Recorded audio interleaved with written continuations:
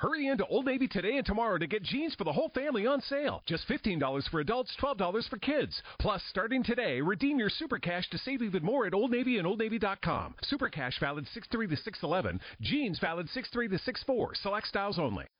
Blog Talk Radio. Good morning. It's Jeff Altman, the Big Game Hunter. It is Monday morning at 9 a.m. Eastern. That translates into no BS job search advice radio.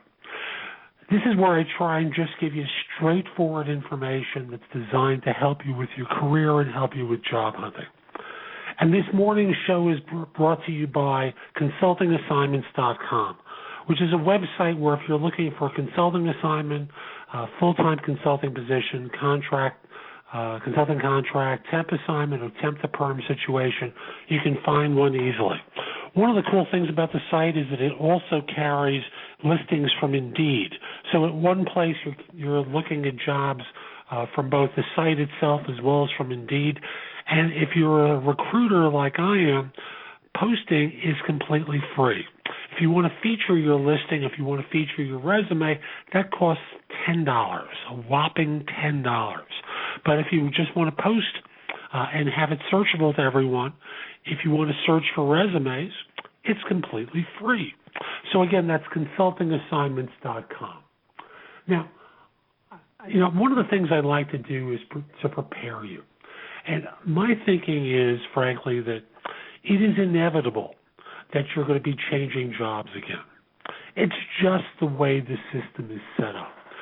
Somewhere along the line, business changed from the habit of hiring people forever to one where they've created a system where they want turnover. After all, raises are pretty puny, and they have been even during the good times. So it advantages people to periodically change jobs because, after all, you get a kick up in salary, and then your next raise is based upon that higher salary. As I've said for many years, the easiest way to make $65,000, $70,000 more in the course of the next 5 years is by changing jobs twice. Just follow the math for a second. The first year you make $10,000 more. I'm working with simple numbers here. The second year you make $20,000. You make, let's say a 3% increase. You make $10,300 more. So that's $20,300. The third year you get a raise again. That's maybe worth another $500-600. So now you're up to almost $11,000. You're at $31,000. Change jobs again somewhere along that year, between the third and the fourth year, and you're making, let's say, another $10,000 more. So now the next year's increase is worth $20,000 to you. So you're already at $51,000, and then again, the next year you get a modest increase. You're about $71,500 ahead of the game. So systematically, the game is set up to encourage job changing. So what I said to everyone going into the year is that there are lessons that we've learned from this last recession. And among the lessons is there is no safety. You have to be prepared for what seems like the inevitable. And that inevitable can be a choice that you make to change jobs, or a choice that the firm that you work for makes, that they have to reduce headcount. So even in good times, the strategy always is the person who gets ahead isn't always the smartest, and they don't always work the hardest, although those are great qualities to have. People get ahead by remaining alert to opportunity, and sometimes those are internal to your organization. More often than not, they're external. Now, do you want to put yourself in the position? Do you want to put your career in the position? Do you want to put your family in the position where you're not prepared should that business that you're working for make such a choice? No, of course not. And I'll also talk about if you're a happy person. Do you want to be in the position where you're trusting that your organization is going to treat you well? and that they're going to be looking at you favorably for the next 5-6 years. I don't think that's a great strategy. Although if it works out that way, terrific.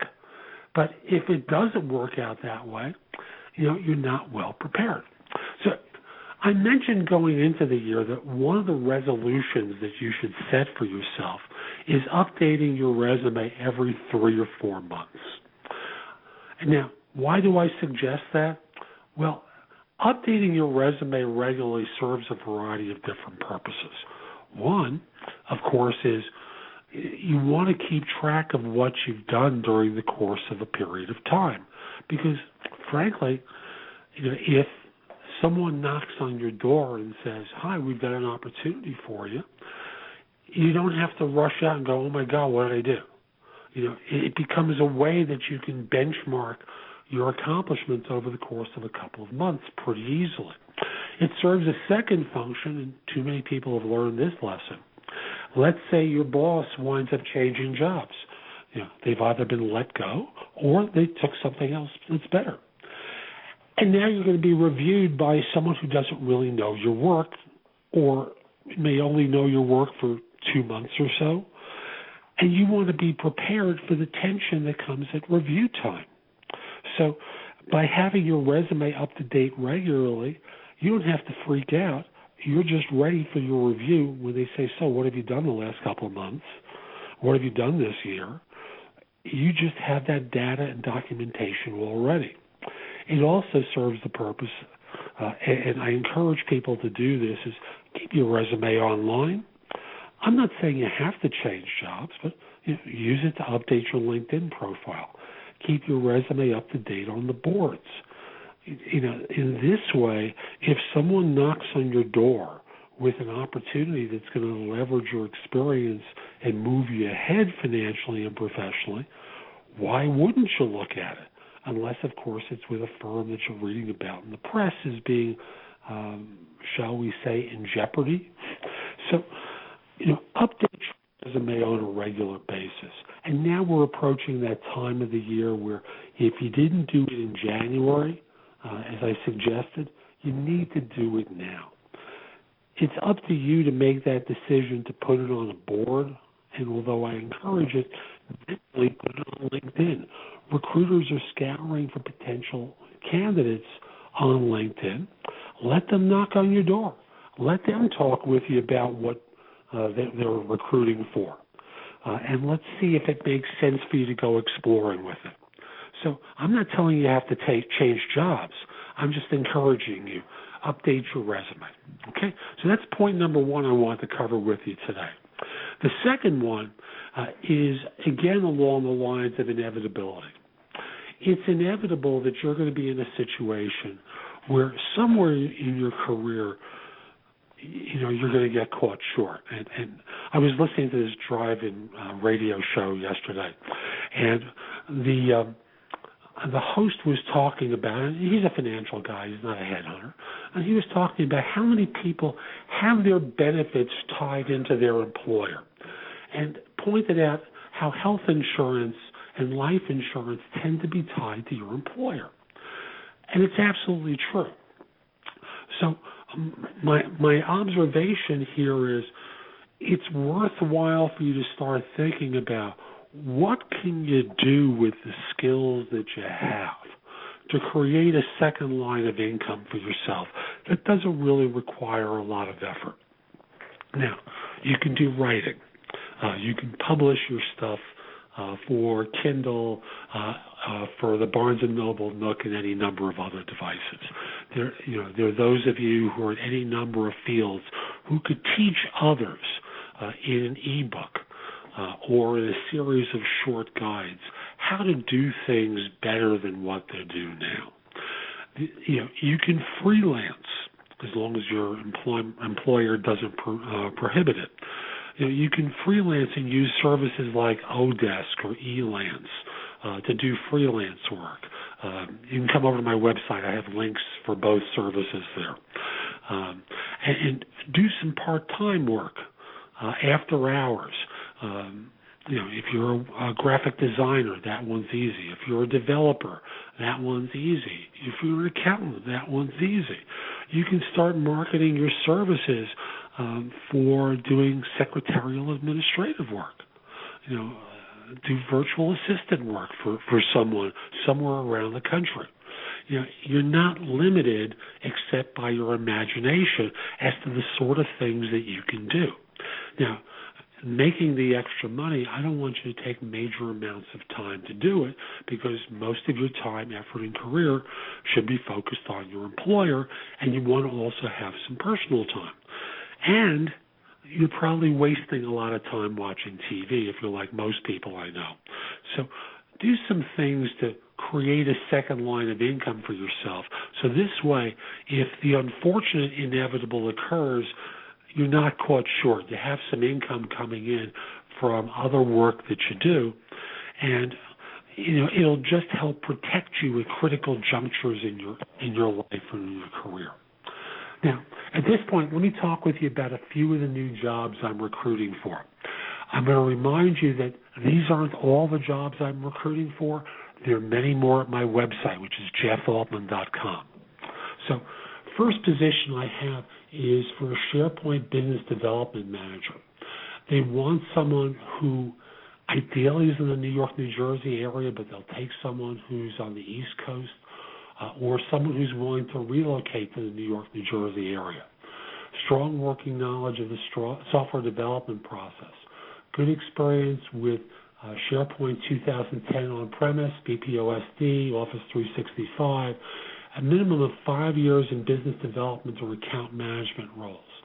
This is working with a consulting organization. They want people who are coming out of consulting or managed services who've done business development work.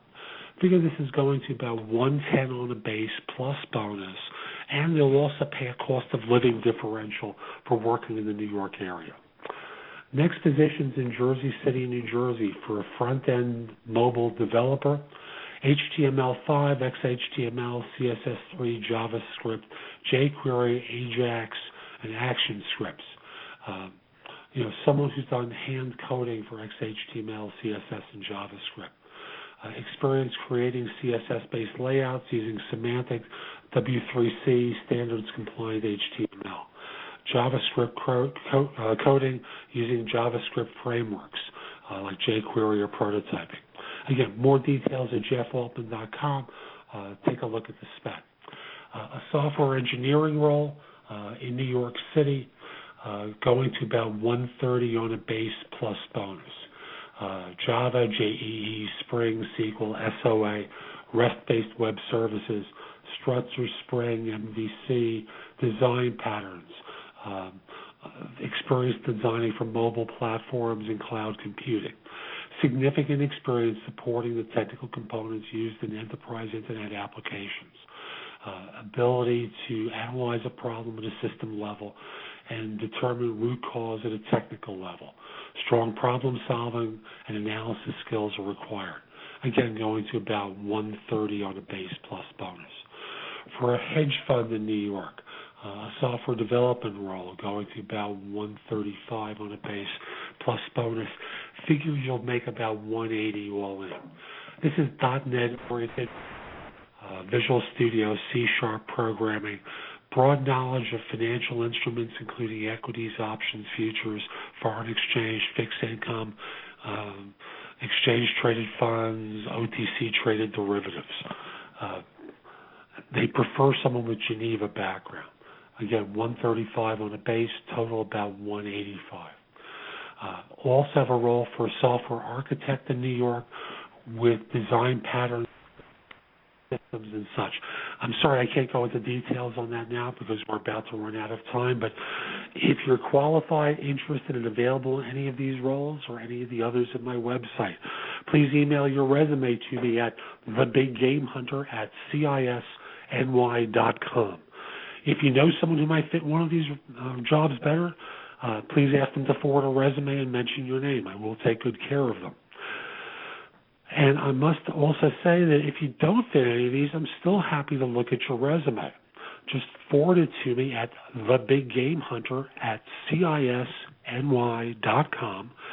And in the subject line, put the phrase "on spec." This way I can look at it at my convenience.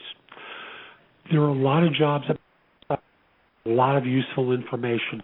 Go to jeffaltman.com and go exploring. I think you'll find it helpful. This is Jeff Altman, the Big Game Hunter. I hope you enjoyed today's show, and I'll be back next Monday with more No BS job search advice. Take care.